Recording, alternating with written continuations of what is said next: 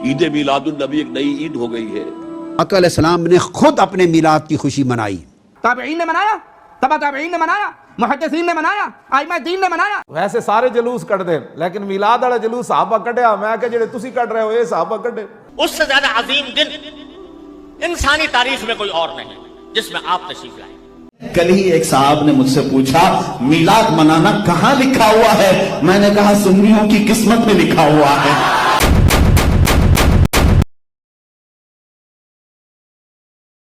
السلام علیکم ورحمۃ اللہ وبرکاتہ۔ آج کی ویڈیو میں ہم ایک بہت اہم اور حساس مسئلے پر بات کرنے والے ہیں۔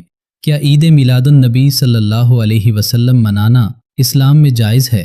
اور اگر اس مسئلے میں جائز اور ناجائز دونوں طرح کی آراء ملتی ہیں تو علماء کرام کا اختلاف کس بنیاد پر ہے؟ دوستو، سب سے پہلے ایک بات سمجھنا ضروری ہے کہ نبی کریم حضرت محمد صلی اللہ علیہ وسلم سے محبت، آپ صلی اللہ علیہ وسلم کی عزت اور آپ صلی اللہ علیہ وسلم کی پیروی ہر مسلمان کے لیے نہایت اہم ہے۔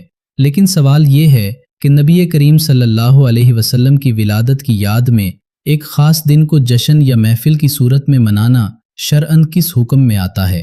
اس سوال پر علماء کرام کی مختلف آراء ہیں۔ ہم سب سے پہلے ان علماء کرام کا موقف سامنے رکھتے ہیں جو یہ کہتے ہیں کہ عید میلاد النبی صلی اللہ علیہ وسلم منانا شرعاً جائز نہیں۔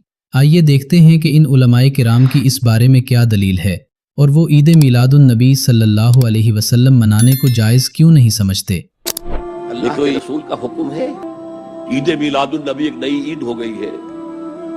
کیا اس کا حکم دیا محمد رسول اللہ نے؟ یفعلون ما لا یؤمرون، وہ اپنی ہی ایجاد کردہ روایات ہیں، اپنی ہی ایجاد کردہ بدعات ہیں، اپنی ہی ایجاد کردہ رسومات ہیں، ان پر لگے ہوئے ہیں اور دعوے کرتے ہیں اللہ سے محبت، رسول کے عشق کے، جبکہ ان کے عمل میں نہ اللہ کی اطاعت ہے نہ رسول کا اتباع ہے۔ کیا وجہ ہے کہ ہم عید میلاد النبی نہیں مناتے لیکن یوم پاکستان مناتے ہیں، آزادی پاکستان کا دن مناتے ہیں؟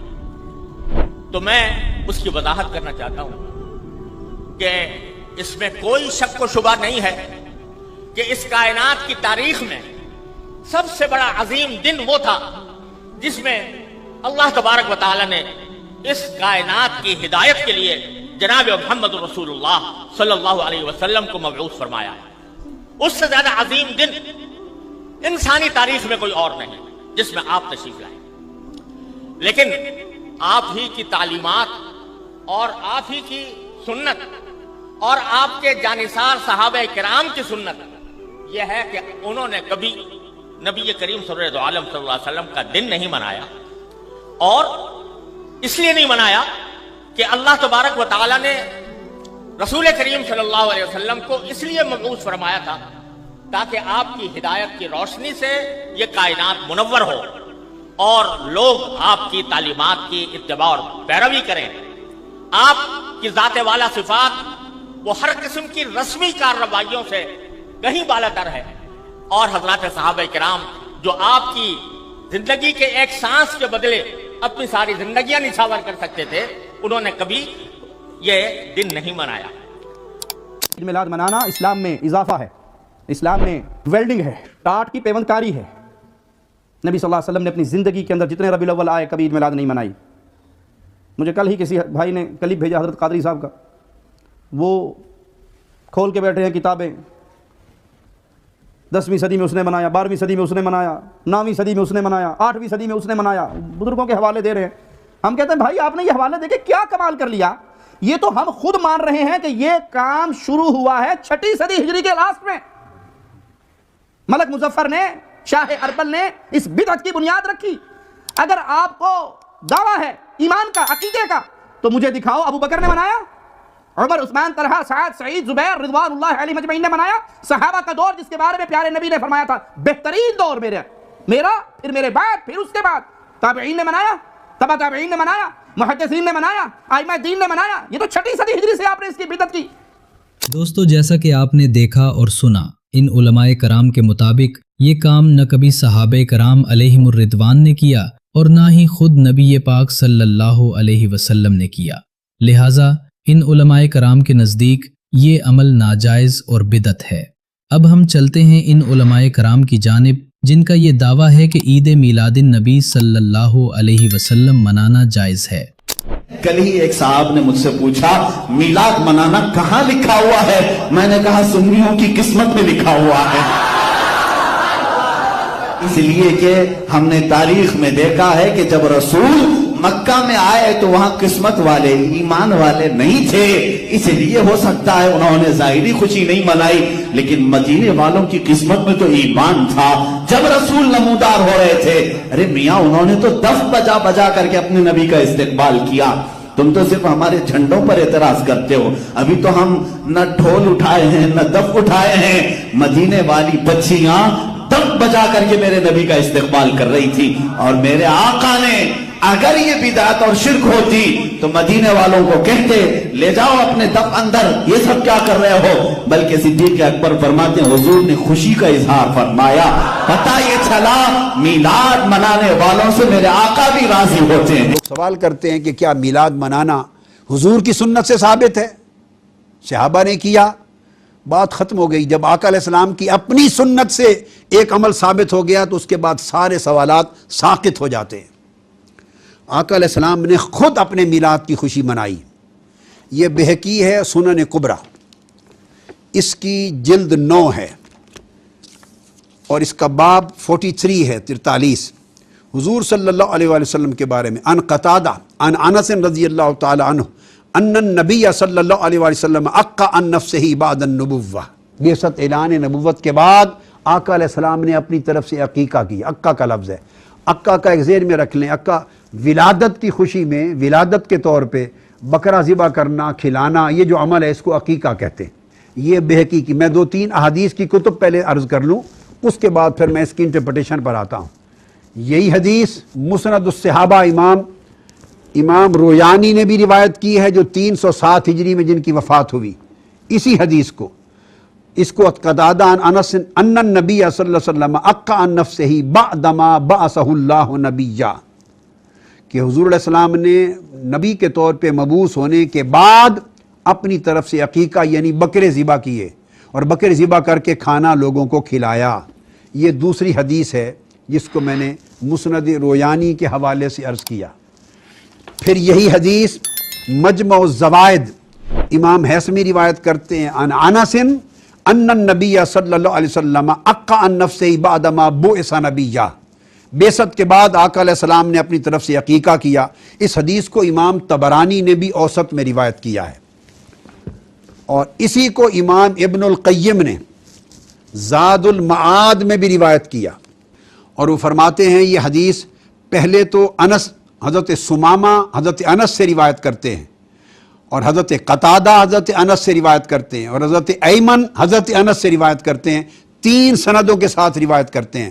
ان النبی صلی اللہ علیہ وسلم عقّ عن نفسہ بعد ان جاءتہ النبوہ، اور فرماتے ہیں یہ حدیث ابو داؤد سے بھی مروی ہے کہ حضور علیہ السلام نے نبوت کی بعثت کے بعد اپنی طرف سے ایک عقیقہ کیا۔ یہ لفظ ہیں جو تمام طرق کے ساتھ یہ حدیث آئی ہے۔ اب جو بنیادی چیز یہاں میں بیان کرنا چاہتا ہوں وہ بڑی لطیف، اس پر شرح کرتے ہوئے امام جلال الدین سیوطی فرماتے ہیں، یہ تو وہ احادیث تھی۔ امام جلال الدین سیوطی فرماتے ہیں کہ حضور علیہ الصلوۃ والسلام کا عقیقہ حضرت عبد المطلب آپ کے دادا 7ویں دن کر چکے تھے۔ یہاں 3 نکتے بڑے قابل توجہ ہیں۔ فرماتے ہیں کہ یہ جس کو عقّ عن نفسہ بعد النبوہ کا لفظ آیا ہے، امام سیوطی فرماتے ہیں کہ در حقیقت چونکہ عقیقہ کا تعلق ولادت سے ہوتا ہے، وہ ولادت کی خوشی میں، ولادت کی مسرت میں، اظہار شکر میں اللہ کی بارگاہ میں صدقہ اور خیرات کیا جاتا ہے۔ عقیقہ کا تعلق ولادت سے ہے کہ بکرے ذبح کیے جاتے ہیں۔ تو وہ فرماتے ہیں کہ آقا علیہ السلام نے یہ خیرات کیا، یہ کھانا کھلایا، لوگوں کو دعوت دی اپنی ولادت کی نسبت سے، اس لیے عربی میں لفظ عقہ استعمال ہو گیا، ورنہ شرعاً یہ عقیقہ نہ تھا، چونکہ عقیقہ تو آپ کے دادا جان حضرت عبد المطلب آپ کی ولادت کے 7ویں دن آلریڈی کر چکے تھے، اور عقیقہ شریعت میں ایک بار ہوتا ہے، دوبارہ اس کا اعادہ نہیں کیا جا سکتا۔ جلوس کٹ دے، لیکن میلاد والا جلوس صحابہ کڈیا، میں کہ جڑے تسی کٹ رہے ہو یہ صحابہ کڈے۔ ذکر روکے فضل کاٹے نقص کا جو یہاں رہے. اعلیٰ حضرت فرماتے ہیں ذکر روکے فضل کاٹے. حضور دا ذکر روکے صحابہ میلاد نہیں منایا اس واسطے کہ تذکرہ نہیں کرنا, جلسہ نہیں کرنا. ذکر روکے فضل کاٹے. اور حضور کے فضل و کمال والی حدیثیں ایسے چونکہ ایسے تھا تو چونکہ ایسے ذکر روکے فضل کاٹے اور نقص کا جو یہاں رہے. پھر ایو جیاں گلاں لوگ قوم دے سامنے بیان کرے یہ نہیں تھا تو نہیں. اعلیٰ حضرت فرماتے ہیں پھر کہے مردک کہ ہوں امت رسول اللہ کی, فرمایا پھر مردار بکواس کرتا ہے کہ میں نے حضور کا کلمہ پڑھا. اب جشن عید میلاد النبی شریف آ رہا ہے تو لاہور کتوں بڑا جلوس نکلنا ہے, میاں میر کتنے بجے پہنچنا ہے تو پھر وہ اختتام کتنے ہونا ہے؟ ہزارہ نہیں لکھاں دے حساب نہ لوگ کڈو. تو میں یہ چاہتا کہ حضور دی امت لکھاں دے حساب نہ نکلے. وہ دن سارے کاروبار معطل کر دے وے, سرگی اٹھ کے جناب غسل کر کے نویں کپڑے پا کے خوشبوواں لا کے انہیں کہو جی اج سارا دن حضور واسطے. تے بے مقصد تے بے ہدا نہیں پھٹوریاں دی دکان تے جا کے بندہ کھڑا ہو جائے, جہاں جی پھٹورے دی دکان تے کدی کھڑا ہو جائے, کدی جناب جوس پینا شروع کر دے. نہ جس ویلے چل رہے ہون تو پھر پوری توجہ ہوئے کہ میں آج اس محبوب دے واسطے جا رہا جنہ محبوب آج دنیا تے تشریف لے آئے. اپنی پوری تیاری نال آؤ, گڈی تے بھی شک جھنڈا لا کے لے آؤ, موٹر سائیکل تے بھی جھنڈا لا کے لے آؤ. بس اتنا ہی اسی پوری امت بھی ساری زندگی نک رگڑ دی رہے نا, اے دا شکریہ نہیں ادا کر سکتی کہ حضور دی وجہ تو سانو یہ شکلیں ملی ہیں. حضرت جنید بغدادی بغداد دی گلی چاہ رہے سن تے کتا آ گیا. کتا جب آیا تو آپ ہاتھ بن کے کھڑے ہو گئے, ہاتھ بن کے کھڑے ہو گئے. کتا گزر گیا تو بعد مرید کہنے لگے حضور انسان تے انسان ہے, کتے دے سامنے تسی تعظیم دے طور تے کھڑے ہو گئے ہو. آپ نے فرمایا جلے ہو اس کتے میرے کو ایک سوال کیتا, میرے کو جواب کوئی نہیں سی. پردوں میں چھپا ہو تو چشم بینا دیکھ لیتی ہے.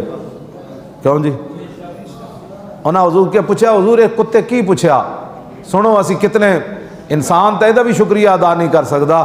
آپ نے فرمایا اس کتے نے میرے کو سوال کیتا جنید بغدادی ازل تو کیڑی نیکی کیتی سی کہ تینوں رب نے انسان بنایا, تے میں کیڑا جرم کیتا سی کہ میں نو رب نے کتا بنا دیا. ہون نہیں, ہون تو بڑا نیک ہے, نماز پڑھنا تہجد پڑھنا. ازل تو کیڑی نیکی کیتی سی کہ تینوں رب نے انسان بنایا میں نو کتا بنا دیتا. تو جنید بغدادی فرمایا میں ہاتھ بن کے کھڑا ہو گیا, میں کہا نا یہ تو دا کرم ہی سی, میں نو انسانہ جیسی شکل عطا فرما دی. اسی تو یہ بھی شکریہ ادا نہیں کر سکتے. ہاں جی کدی بھی نہ اپنے آپ نو کچھ سمجھا کرو, یہ تو دا کرم ہے. ماؤتو یک گلستان ہے وازما رخمتاب گرچہ الطافش ترا گل قد ومارا خار ساک. این جناب پھول لگے سن نا ٹیانی نال تے نال کنڈے بھی سن تے او پھولاں نو ویکھ کے پھول نے کنڈے نو ویکھ کے منہ دوسری طرف کیتا. انہیں کہا نا اتنے نخرے نہ کر, ٹیانی ایک ہی ہے, درخت ایک ہی ہے, یہ تو دا کرم ہے نا تینوں نے پھول بنایا تو میں نو کنڈا بنا دیتا. ہاں کیوں جی ماؤتو یک گلستان ہے, میں تے تو ایک کو باغ وچ لگے ہویا. وازما رخ متاب میری طرفوں جناب اپنے بہوں بوتھا نہ بنا کہ میں پھولاں تے تو کنڈا, گھر چ الطافش ترا گل کرد و مارا خار ساخ. یہ تو اس کا کرم تھا کہ اس نے تجھے خوشبو والا پھول بنا دیا اور مجھے کانٹا بنا دیا. یہ تو اس کا اپنا فیصلے ہیں. ہاں تو اس واسطے بڑی تیاری نال انشاءاللہ جلوس تے آنا ہے, ہر طرفوں آنا ہے. ہاں جتنے چھوٹے جلوس علاقائی نکل دیں سارے جناب اپنے علاقے چو پھر کے تو پھر حضرت دربار میاں امیر. بریلوی علماء کے مطابق یہ عمل جائز ہے. دوستو اصل اختلاف نبی کریم صلی اللہ علیہ وسلم سے محبت پر نہیں ہے. دونوں طرف کے علماء نبی کریم صلی اللہ علیہ وسلم سے محبت اور آپ صلی اللہ علیہ وسلم کی سنت کی پیروی کو اہمیت دیتے ہیں. اختلاف اصل میں یہ ہے کہ کیا نبی کریم صلی اللہ علیہ وسلم کی ولادت کی خوشی کے لیے ہر سال ایک خاص تاریخ پر دینی محفل منعقد کرنا شرعاً جائز ہے؟ پہلی رائے رکھنے والے علماء کہتے ہیں کہ اگر اس محفل میں جائز اور نیک کام کیے جائیں تو یہ نبی کریم صلی اللہ علیہ وسلم سے محبت اور اللہ تعالیٰ کا شکر ادا کرنے کا ذریعہ ہو سکتا ہے. دارالفتاء مصر نے بھی اسی بنیاد پر میلاد کی تقریب کو جائز اور مستحب قرار دیا ہے. جبکہ دوسری رائے رکھنے والے علماء کہتے ہیں کہ چونکہ اس طرح کا سالانہ دینی جشن नबी करीम सल्लल्लाहु अलैहि वसल्लम और सहाबा कराम रजी अल्लाह अन्हुम से साबित नहीं, इसलिए इसे दीन का खास अमल बनाना दुरुस्त नहीं। एक और अहम बात, अगर कोई शख्स मीलाद की महफिल करता है तो इसमें ऐसी चीजें शामिल नहीं होनी चाहिए जो इस्लाम में पहले ही नाजायज हैं। मिस्र के दारुल इफ्ता ने भी मीलाद की महफिलों के लिए शरई हुदूद की पाबंदी पर जोर दिया है और कहा है कि ऐसी सरगर्मियों से बचना चाहिए जो इस्लामी तालीमात के खिलाफ हों। यानी अगर कोई महफिल मुनाकिद करे तो इसमें नमाज की पाबंदी, कुरान पाक की तिलावत, दुरूदो सलाम, सीरत नबवी सल्लल्लाहु अलैहि वसल्लम का बयान, नसीहत, सदका और हलाल खाना जैसे नेक काम हों और किसी भी हराम काम से बचा जाए। आखिरी बात दोस्तों, ईद मिलादुन नबी सल्लल्लाहु अलैहि वसल्लम के मसले में उलमा का इख्तलाफ मौजूद है। कुछ उलमा इसे जायज़ और मुस्तहब समझते हैं, जबकि कुछ उलमा इसे बिदत और नाजायज़ करार देते हैं। इसलिए इस मसले पर बात करते हुए एक दूसरे को बुरा कहने के बजाय दलील, अदब और इल्म के साथ बात करनी चाहिए। और सबसे अहम बात यह है कि हम नबी करीम सल्लल्लाहु अलैहि वसल्लम की मोहब्बत का दावा सिर्फ एक दिन तक महदूद ना रखें, बल्कि आप सल्लल्लाहु अलैहि वसल्लम की सुन्नत को अपनी जिंदगी में अपनाने की कोशिश करें। अल्लाह ताला हमें नबी करीम सल्लल्लाहु अलैहि वसल्लम की सच्ची मोहब्बत, आप सल्लल्लाहु अलैहि वसल्लम की सुन्नत पर अमल और दीन को सही तौर पर समझने की तौफीक अता फरमाए। आमीन या रब्बुल आलमीन। अगर आपको ये वीडियो मालूमाती लगी हो तो वीडियो को लाइक करें, शेयर करें और चैनल को सब्सक्राइब जरूर करें। अस्सलामु अलैकुम व रहमतुल्लाहि व बरकातुहू।